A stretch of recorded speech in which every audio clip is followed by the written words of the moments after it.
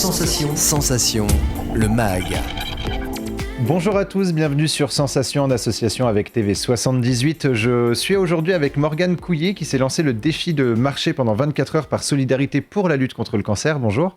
Bonjour. Alors le 2 septembre dernier, vous avez décidé de partir de La Verrière, commune où vous vivez, pour vous lancer dans une marche solidaire de 24 heures au profit de la lutte contre le cancer. Alors cette décision, elle est réfléchie en hommage à votre père que vous avez perdu des suites d'un cancer. Justement, pourquoi avoir décidé de vous lancer dans ce défi pour lui rendre hommage ?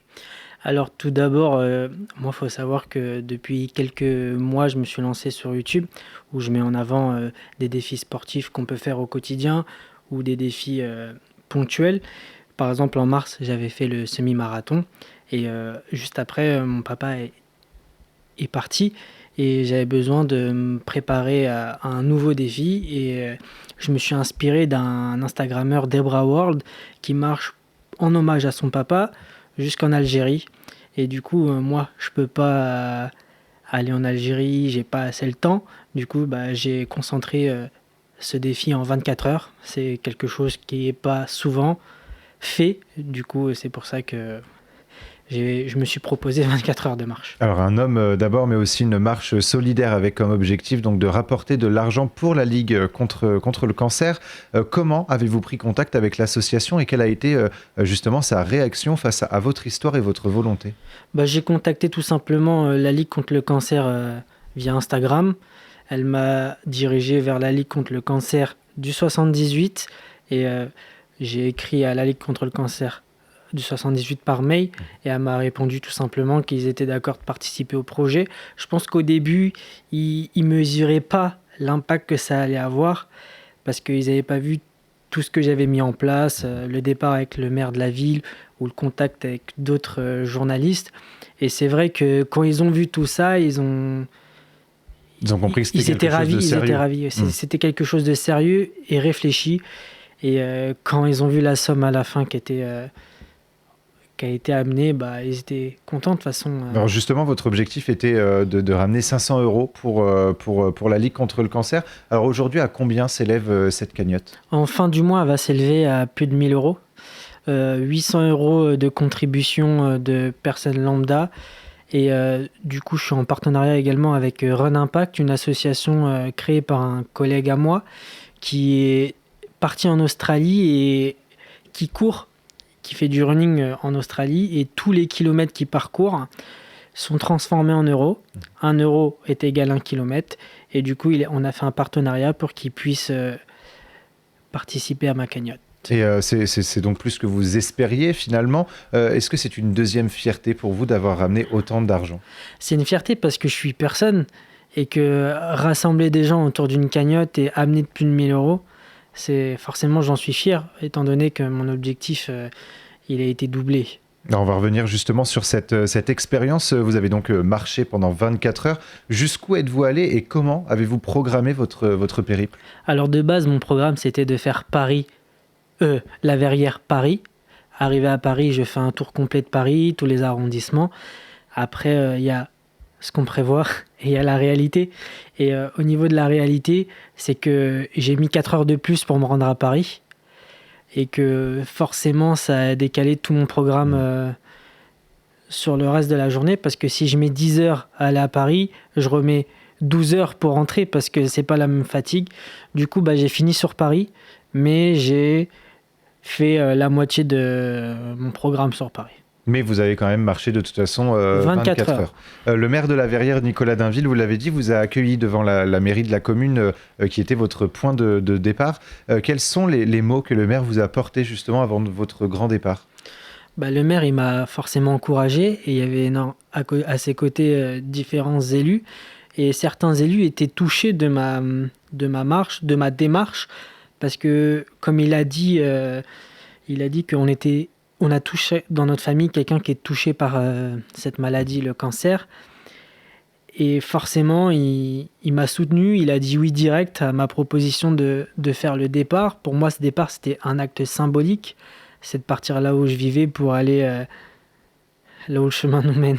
Et vous attendiez pas justement à ce qu'il y ait autant d'ampleur autour de ce défi? Vous le disiez tout à l'heure, je suis personne et pourtant, cette personne-là, elle a soulevé un petit peu les foules, les médias en tout cas, qui se sont intéressés en tout cas à votre histoire et à votre défi. Qu'est-ce que ça vous fait justement qu'on s'intéresse autant à votre histoire et surtout à votre défi?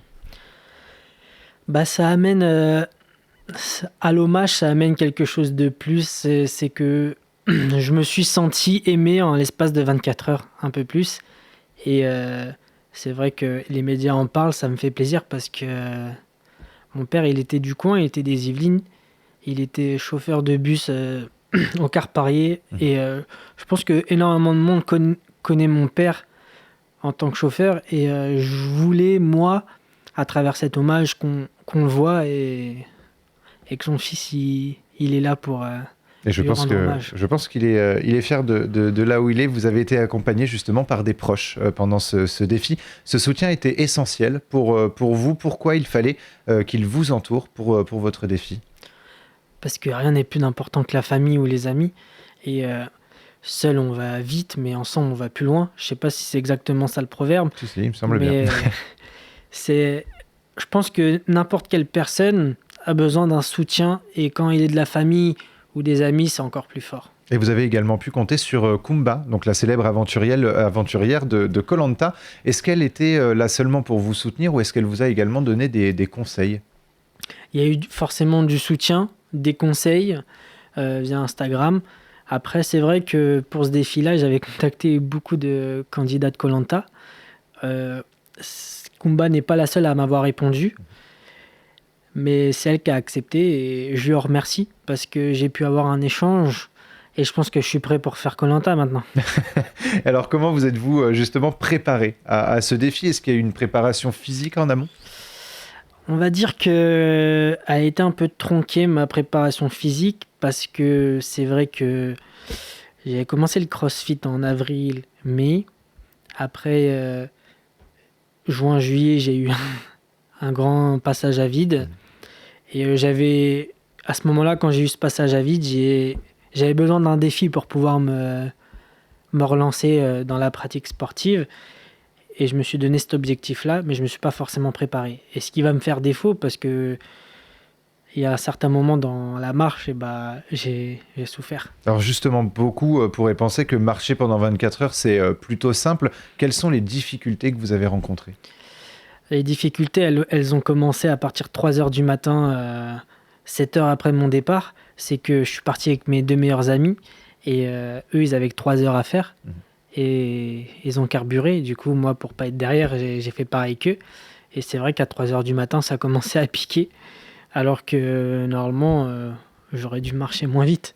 Et au final, qu'est-ce que vous retenez de ce défi? Quel bilan en faites-vous? J'en fais que ça a été pour moi un moment où je me suis retrouvé avec moi-même. Ça n'a pas été facile, parce qu'il y a plusieurs fois où j'ai cru que j'allais abandonner, pas parce que j'avais plus envie, mais parce que mon corps était en train de me dire « Oula, faut que tu t'arrêtes ». Je sais qu'il y a 3 heures du matin, j'ai fait un gros malaise où j'ai dû limite m'asseoir et m'allonger pour dormir. Mais je suis reparti avec une petite barre énergétique et un peu de café. Et à 14 heures le lendemain, où à cause des ampoules, je me suis mis du gel hydroalcoolique sur les ampoules et ça m'a fait pleurer, clairement, j'ai pas peur de le dire. Et les 6 dernières heures, ça a été les pires de ma vie. Vraiment, je marchais à 1 à l'heure. Et je continue à marcher. Et au final, voilà, vous avez continué à marcher pendant ces 24 heures. Donc le défi a été largement relevé. Est-ce que vous avez d'autres projets, d'autres défis justement, et pour quelles associations? Alors, mon prochain projet, ça va être de faire Paris-Auxerre à vélo. Ce projet-là va être en lien avec, en parallèle, je vais faire du vélo pour une association. Je ne sais pas encore laquelle. Et j'ai une petite idée, mais cela, ça reste à confirmer. Et alors, est-ce qu'on peut suivre justement votre actualité, vos prochains défis, par exemple sur votre chaîne YouTube ou sur vos réseaux sociaux, quels sont-ils? Là, normalement, d'ici 1 mois maximum, j'ai la vidéo des 24 heures qui va sortir, parce que je l'ai partagée sur mon compte Morganitoff sur Instagram, mais j'ai pas tout mis. Je m'en suis gardé sous le pied pour pouvoir en faire une vidéo.